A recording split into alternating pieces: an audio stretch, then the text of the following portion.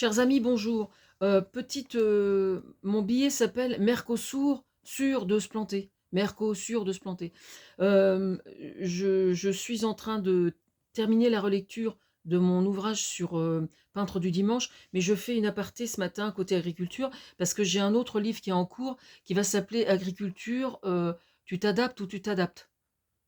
Voilà et j'ai notamment fait un travail très important en ce qui concerne les céréales et le gluten. Mais c'est pas de ça dont il est question aujourd'hui. Là, j'ai rédigé ce matin, de nouveau, au sujet du Mercosur, hein, d'accord? Ne me remerciez pas pour la subtilité de ce slogan Mercosur de se planter. Voilà, bref. De la même façon que Donald Trump ferait le pire des ATSEM dans une maternelle, pour rien au monde, je ne confierai la santé publique aux financiers qui sévissent dans l'agroalimentaire et qui siègent comme des hyènes au Parlement européen. Le problème est toujours le même. Est-il légitime, et j'ose affirmer moral, de défendre une vision industrielle de l'agriculture? La réponse est non. Et j'ose l'affirmer 1000 fois non. Je précise ma pensée. Qu'on méprise mon côté idéologue et strictement philosophique de l'agriculture ou de l'environnement, je vous rappelle que je suis fille d'agriculteur et qu'à ce titre, je peux en apprendre à pas mal de trous du cul qui parlent d'agriculture alors qu'ils n'ont même pas une vieille paire de bottes pour aller voir comment ça se passe véritablement sur le terrain. Que le pourcentage de suicides chez les agriculteurs leur passe largement, au moins à 10 mètres au-dessus de leur cerveau, hélas, ne fait aucun doute. Que du porc cuit, c'est gris et c'est pas rose. Je parle là des sels nitrités, qui concernent en premier lieu évidemment la charcuterie. Voilà. Qu'on leur serve notre sempiternelle écologie, ils s'en battent lec, comme disent les jeunes, comme on dit aujourd'hui. Oui, je suis plus toute jeune, mais c'est pas grave, lec quand même.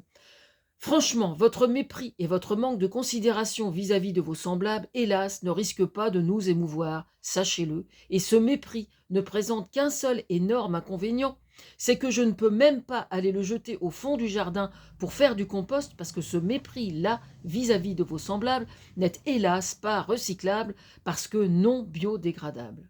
Voilà, pour commencer, ça, c'est fait.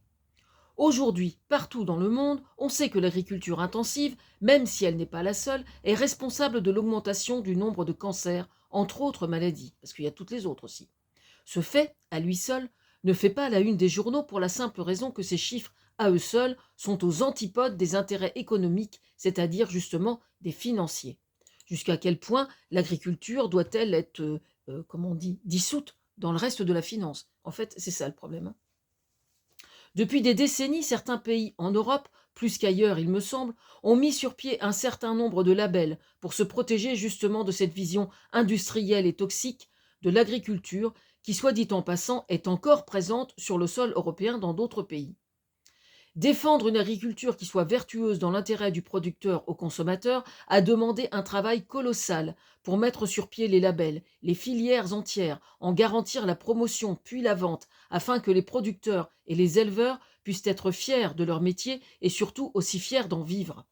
Il est nécessaire aujourd'hui de tendre au sein de l'espace européen vers une harmonisation de ces labels, de telle sorte qu'au sein de l'Union européenne, il ne persiste plus, ou le moins possible, de concurrence déloyale. Je parle par exemple d'évoluer vers une forme de SMIG qui protège les salariés, y compris agricoles, et y compris quand il s'agit de travailleurs venant d'autres pays d'Europe.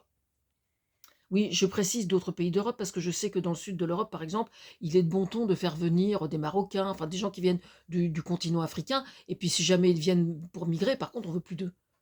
Vous voyez ce que je veux dire? Voilà. D'ailleurs, Bardella va aller faire les vendanges et tout ça, hein, entre 2 bouquins. Bah oui, bien sûr, évidemment. Bref, pour synthétiser ma pensée, je trouve parfaitement légitime de mettre en pratique une forme de protectionnisme à l'échelle européenne, pardon. Face à ces difficultés d'harmonisation auxquelles la France doit faire face, il importe au minimum de veiller à ce que j'appelle l'agriculture toxique et strictement industrielle, aux antipodes de nos labels de qualité, soit épargnée. Enfin, soit écartée, je veux dire. J'ai mal formulé ma phrase. Soit écartée. Oui, j'ai bien dit agriculture vertueuse, pour le cas où le mot vertu aurait encore un sens sur le plan politique et surtout européen. Si l'Europe n'est plus capable de protéger les Européens contre la malbouffe, moi je vous le dis, elle n'a plus aucune raison d'être. Elle ne sert plus à rien.